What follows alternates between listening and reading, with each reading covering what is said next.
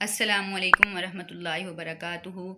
आज हम सूरत अल-बक़रा की आयत नंबर 113 से पढ़ेंगे। वक़ालतिल यहूदू, और कहा यहूदियों ने, लैसतिन नसारा अला शैइन, नहीं है नसारा किसी चीज़ पर। वक़ालतिन नसारा, और कहा नसारा ने, लैसतिल यहूदू अला शैइन, नहीं है यहूदी किसी चीज़ पर। वहुम यतलूनल किताबा, हालांकि वो किताब पढ़ते हैं। कज़ालिका कालल लज़ीना, इसी तरह कहा उन लोगों ने, ला यअलमूना, जो इल्म नहीं रखते, मिस्ल क़ौलिहिम, इनकी बात की मिसल। फल्लाहु यहकुमु बैनहुम, पस अल्लाह ताला फैसला करेगा, बैनहुम, इनके दरमियान, यौमल क़ियामती, क़यामत के दिन, फ़ीमा, उन चीज़ों के बारे में, कानू फ़ीही यख्तलिफ़ून, जिनमें वो इख्तलाफ करते थे। वमन अज़लमु मिम्मन मनाअ, वमन अज़लमु, और कौन ज़्यादा ज़ालिम है उस शख्स से, मनाअ मसाजिदिल्लाहि, जो रोकता है अल्लाह की मस्जिदों से, अन युज़करा फ़ीहा इस्मुहु, ये कि ज़िक्र किया जाए इसमें अल्लाह के नाम का, वसआ फ़ी ख़राबिहा, और कोशिश करता है अल्लाह के घरों को बर्बाद करने की, वसआ, और कोशिश करता है, फ़ी ख़राबिहा, इसमें ख़राबी डालने की अल्लाह के घरों की।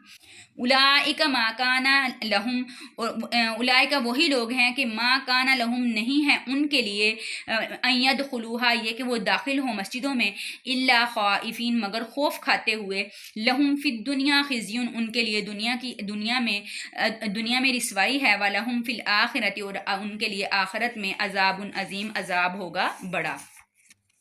अब यहाँ पर अल्लाह ताला फरमाते हैं, यहाँ पर पहले भी यहूदों नसारा की मकारियों का जिक्र था, इसमें भी दोनों की मकारियों का ही जिक्र है।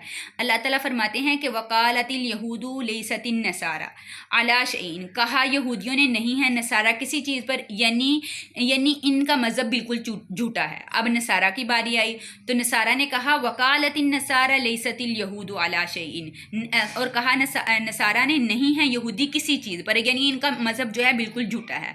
यहाँ अल्लाह ताला फरमाते हैं वहुम यतलूनल किताब, अल्लाह ताला इसका जवाब दे रहे हैं कि वहुम यतलूनल किताब, हालांकि वो किताब पढ़ते हैं, यानी तौरात और इंजील की तिलावत करते हैं। दोनों आसमानी किताबें हैं, तौरात भी सच्ची किताब थी और इंजील भी सच्ची किताब थी। इसी वक्त उन पर अमल करने में कामयाबी थी, यानी जिस वक्त, लेकिन बाद में ये मज़हब इस वक्त मनसूख हुए जब आप सल्लल्लाहु अलैहि वसल्लम इस दुनिया में तशरीफ़ लाए। यानी इसकी मिसाल इस तरह समझो कि जब चाँद सितारे जगमगा रहे होते हैं, लोग इनकी रोशनी से फ़ायदा उठाते हैं ना, तो इसी तरह जब सूरज तुलू हो जाता है, फिर ना चाँद की ज़रूरत महसूस होती है ना सितारों की। पहले अंबिया इकराम चाँद सितारों की मानिद थे और आप सल्लल्लाहु अलैहि वसल्लम क्या थे, सूरज की मानिद हैं। जब आप सल्लल्लाहु अलैहि वसल्लम तशरीफ़ ले आए, यानी सूरज तुलू हो गया, तो अब चाँद तारों की ज़रूरत नहीं रही, तो उन्होंने एक दूसरे के मज़हब को ज़िद और हट दर्मी की वजह से झूठा कहा। आगे अल्लाह ताला ने फरमाया कज़ालिका कालल लज़ीना ला यअलमूना, इसी तरह कहा उन लोगों ने जो इल्म नहीं रखते थे, मिस्ल क़ौलिहिम, इनकी बात की तरह, यानी ये अनपढ़ लोग जो थे वो इल्म से महरूम थे।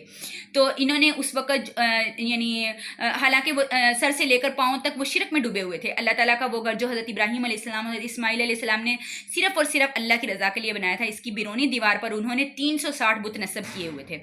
तो जिनमें से हज़रत इब्राहीम अलैहिस्सलाम, हज़रत इस्माईल अलैहिस्सलाम, हज़रत ईसा अलैहिस्सलाम, हज़रत मरियम अलैहिस्सलाम के भी बुत जो थे उसमें शामिल थे। अल्लाह ताला फरमाते हैं कि फल्लाहु यहकुमु बैनहुम, बस अल्लाह फ़ैसला करेगा इनके दरमियान, यानी इनका अब तो कोई फ़ैसला नहीं हो सकता।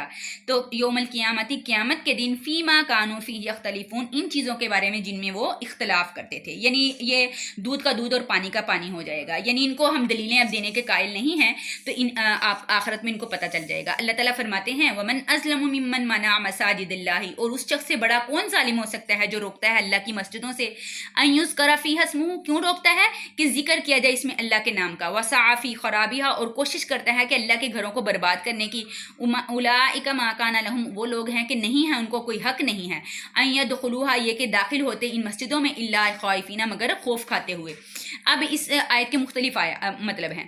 इसका एक मतलब तो ये है कि आप सल्लल्लाहु अलैहि वसल्लम हिजरत के 6ठे साल ज़िक़त के महीने में तकरीबन 1500 सहाबा इकराम के साथ उम्रा करने के लिए रवाना हुए। उस वक़्त अभी हज फ़र्ज़ नहीं हुआ था।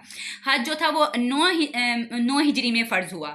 آپ صلی اللہ علیہ وسلم اپنے ساتھیوں کے ساتھ جب مکہ مکرمہ کے قریب حدیبیہ کے مقام پر پہنچے جس کا نام آج شمیسہ ہے، اور مکہ مکرمہ کے حدود میں آ گیا تو مشرکین مکہ نے مزاحمت کی اور کہا کہ ہم تمہیں مکہ مکرمہ میں داخل نہیں ہونے دیں گے، باوجود اس کے کہ ان کو یقین تھا کہ یہ حضرات عمرہ کرنے کے لیے آ رہے ہیں، لڑنے کے لیے نہیں آئے۔ کئی دنوں تک بحث ہوتی رہی، سفیر آتے جاتے رہے، مگر انہوں نے عمرہ ادا نہ کرنے دیا۔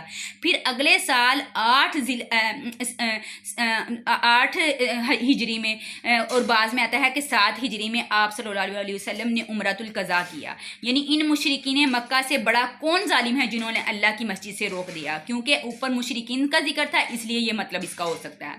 تو بہرحال اللہ تعالیٰ کے گھر سے روکنے والے سے بڑا کون ظالم ہو سکتا ہے؟ اللہ کے گھروں میں اللہ کا نام لینے سے روکے، یعنی حالانکہ روکنے کی بجائے ان کو تو چاہیے کہ اللہ کے گھر میں ڈرتے ہوئے اور خوف کھاتے ہوئے آئیں، اور الٹا یہ روکتے ہیں۔ تو ان کے لیے کیا ہے؟ لہم فی الدنیا خزی، ان کے لیے دنیا میں رسوائی ہے، ولہم فی الآخرۃ عذاب عظیم، اور ان کے لیے آخرت میں بڑا عذاب ہوگا۔ وآخر دعوانا ان الحمد للہ رب العالمین۔